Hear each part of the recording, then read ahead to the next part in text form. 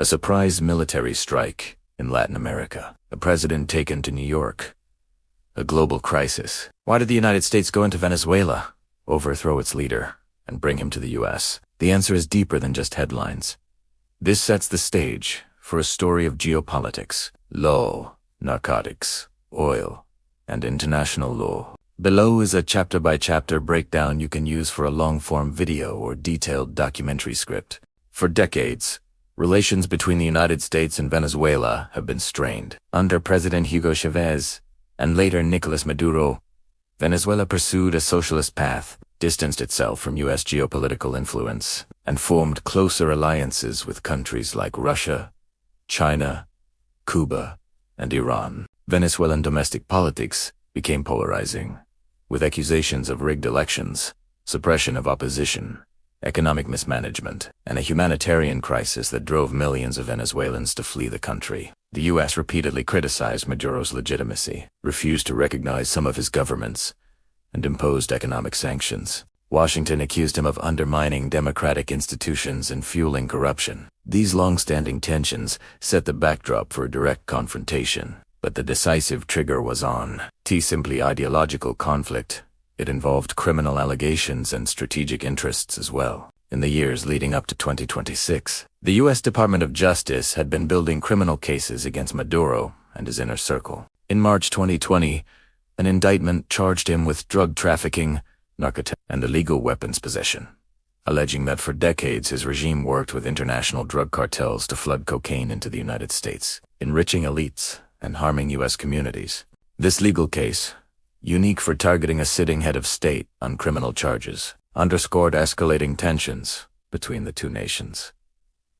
In early January 2026, the situation escalated dramatically. On January 3rd, the United States executed a sudden military operation, codenamed Operation Absolute Resolve, across northern Venezuela, including its capital Caracas. According to verified reports, explosions were heard in the city as U.S. forces struck strategic targets. Within hours, Venezuelan President Nicolás Maduro and his wife, Celia Flores, were captured by U.S. military units and flown to New York.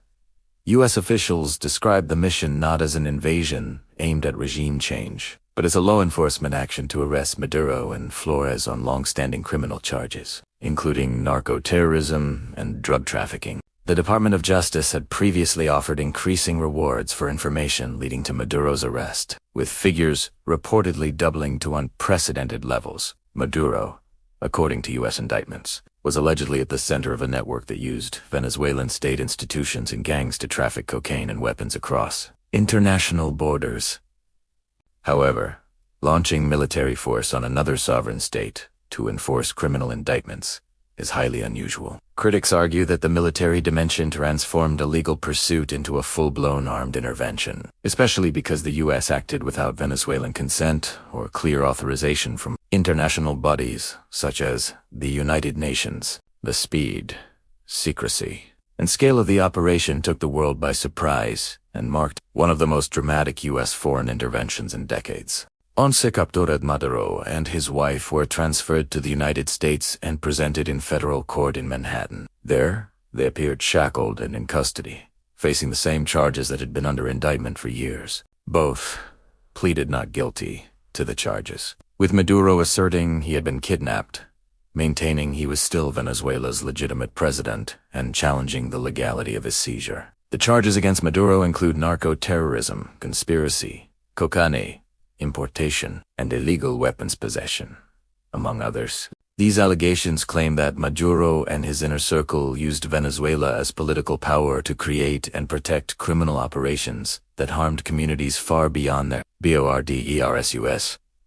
Prosecutors have labeled his government as corrupted and deeply involved in transnational criminal activities. Yet many legal experts outside the United States argue that capturing a sitting head of state using military force raises major questions under international law, especially concerning sovereignty, diplomatic immunity, and the right to self-determination. Maduro's defense team has already signaled a protracted legal fight, focusing on these legal complexities and arguing that his detention is illegitimate. The next significant court date is scheduled months ahead, indicating that the legal battle will continue long after the dramatic headlines. The U.S. military action and capture of Maduro sent shockwaves across the world. Many countries quickly condemned the operation as a violation of international law and Venezuelan sovereignty. At the United Nations, high-ranking officials warned that such unilateral use of force undermines global security and sets a dangerous precedent for powerful nations acting against smaller ones. Russia, China, and other Maduro allies called for his immediate release and criticized the U.S. for what they described as illegal aggression. Some nations argued that legitimate concerns about drug trafficking should be addressed through multilateral law enforcement, cooperation, and international institutions rather than unilateral strikes. The UN Human Rights Office explicitly stated that the world was less safe after the U.S. action, urging global leaders to reaffirm respect for sovereignty and legal norms. Support for the U.S. approach varied among global actors, with some governments cautiously backing anti-narco efforts, but urging diplomatic solutions. Others warned that military intervention, even against a leader accused of grave crimes, risks escalating conflicts and destabilizing entire regions. This broad international backlash highlights the deep divide over how best to balance justice, sovereignty, and security in the modern world. Beyond the official justification centered on drug trafficking and criminal charges, many analysts see strategic interests behind the U.S. operation. Venezuela has the largest proven oil reserves in the world, and its energy sector has historically been central to global oil markets. Under Maduro, Venezuela's oil production declined sharply, and access to foreign investment was limited. The U.S. government has signaled that it might manage Venezuelan oil assets or open them up to American companies during what it calls a transition period to stable governance. American officials, including the Secretary of State, have publicly stated concerns that Venezuela had become a hub for drug trafficking and criminal organizations that posed threats to regional and U.S. security. Some leaders argued that military action was necessary because other diplomatic and economic pressures had failed to meaningfully change the situation. However, critics argue there are economic motivations at play as well. Securing Venezuelan oil, reducing reliance on rival international energy sources, and expanding U.S. geopolitical influence in a region traditionally influenced by left-leaning governments. This perspective sees the military operation not just as law enforcement, but as a strategic realignment of power dynamics in the Western Hemisphere. The extent to which oil, geopolitics, and long-term economic goals influence the decision to use force remains a major point of debate among scholars and world leaders.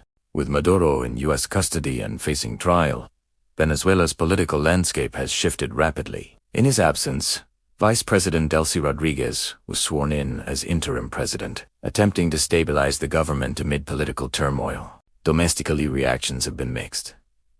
Some Venezuelans support the removal of Maduro after years of economic hardship and repression, while others denounce the U.S. action as an illegal occupation. Inside Venezuela, the government has cracked down on protests and media coverage, with journalists briefly detained during demonstrations. These internal tensions illustrate how fragile the country's situation remains. Internationally, the crisis is now a test case for how modern powers interact with sovereign states when criminal allegations, security concerns, and geopolitical interests collide. The U.S. has stated it will oversee Venezuela until a safe and orderly transition is achieved. But critics warn that foreign control, even temporarily, risks destabilizing the region and will provoke resistance. As the legal battle unfolds in U.S. courts and diplomatic negotiations continue around the world, the situation in Venezuela is far from resolved, and its outcome will influence global norms on sovereignty, intervention, and justice for years to come.